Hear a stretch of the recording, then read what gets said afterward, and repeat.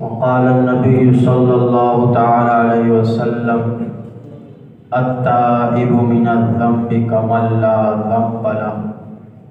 حضور اکرم صلی اللہ علیہ وسلم نے ارشاد فرمایا کہ توبہ کرنے والا ایسا ہے کہ گویا کہ اس نے کوئی گناہ کیا ہی نہیں۔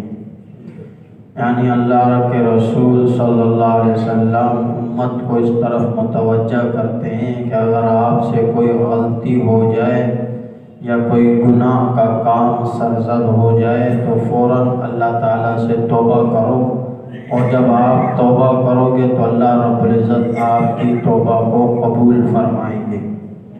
تو توبہ کرنے کی کچھ شرائط علماء کرام نے بتائی ہیں۔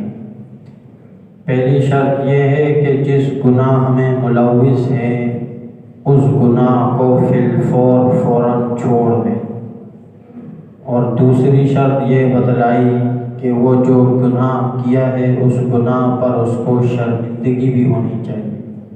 یہ نہ ہو کہ اس کو فخر ہو اس گناہ پر، شرمندگی کا اظہار اس سے جھلک رہا ہو کہ اللہ مجھ سے یہ کیا ہو گیا۔ نمبر 3، آئندہ کے لیے عزم کرے کہ یا اللہ آج کے بعد یہ گناہ میں نہیں کروں گا۔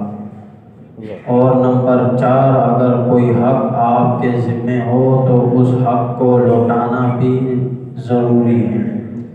مثال کے طور پر بعض لوگ جو عرصہ دراز سے نماز نہیں پڑھتے، بعد میں اللہ کی توفیق سے نماز پڑھنا شروع کر دیتے ہیں، تو اب یہ جو نمازیں اس نے بلوغت کے بعد 15 سال کی عمر کے بعد سے جو نمازیں اس سے چھوٹ گئی ہیں ان کی قضا لوٹانا واجب ہے، ضروری ہے۔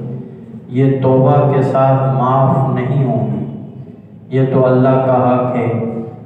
اور روزے آپ نے نہیں رکھے، زکوٰۃ نہیں دی ہے، تو یہ جو اللہ کے حق ہیں یہ بغیر ان کی قضا لوٹائے ہوئے توبہ کرتے رہیں گے، وہ معاف نہیں ہوں گے۔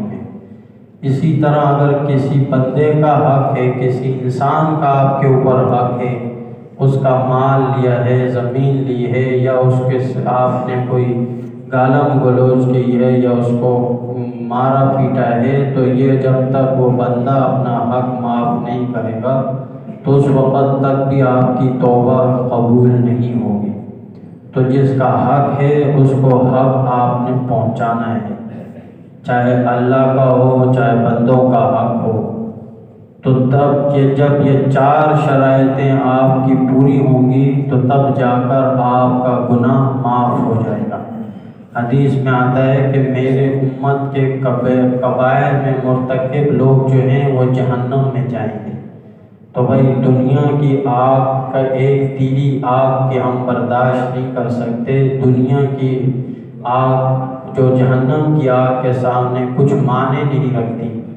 جہنم کی آگ جو ہے وہ دنیا کی آگ سے 70 گنا زائد ہے۔ اب دنیا کی آگ صرف یہ جو ہم کو نظر آ رہی ہے چولہوں کی، یہ آگ مراد نہیں ہے، بلکہ جو دنیا کے اندر سب سے تیز ترین آگ ہے جس کو ایٹم کی آگ کہا جاتا ہے، ہائیڈروجن بم کی آگ کہا جاتا ہے، وہ کتنی سخت ہے کہ اس کا کوئی شدت کا انتہا نہیں ہے، اس سے بھی 70 گنا زائد جہنم کی آگ ہے۔ تو میرے بھائی دوستو، ہر وقت توبہ استغفار کو لازم پکڑیں، کہ وہ تو مسلمان ہی نہیں ہیں۔ بعض بزرگ فرماتے ہیں کہ جو رات کو اس حال میں سو جائے کہ اس کے اوپر گناہوں کا بوجھ ہو، مومن کی شان تو یہ ہے کہ اس کے اوپر کوئی ایک گناہ بھی نہ ہو، جب وہ صبح بیدار ہو تو اس کے اوپر کوئی گناہ نہ ہو۔ کہنے کا مطلب یہ ہے کہ ہر روز اپنے گناہوں پر نظر رکھتے ہوئے توبہ استغفار کریں۔ ہم اور آپ کس بات کی مولی ہیں کہ جب حضور صلی اللہ علیہ وسلم روزانہ 70 مرتبہ استغفار کرتے تھے، تو ہمیں چاہیے کہ ہم زیادہ سے زیادہ استغفار کریں، توبہ کریں، تاکہ قیامت کے دن ہم جہنم کی آگ سے بچ جائیں۔ اللہ رب العزت ہم سب کو جہنم کی آگ سے بچائیں۔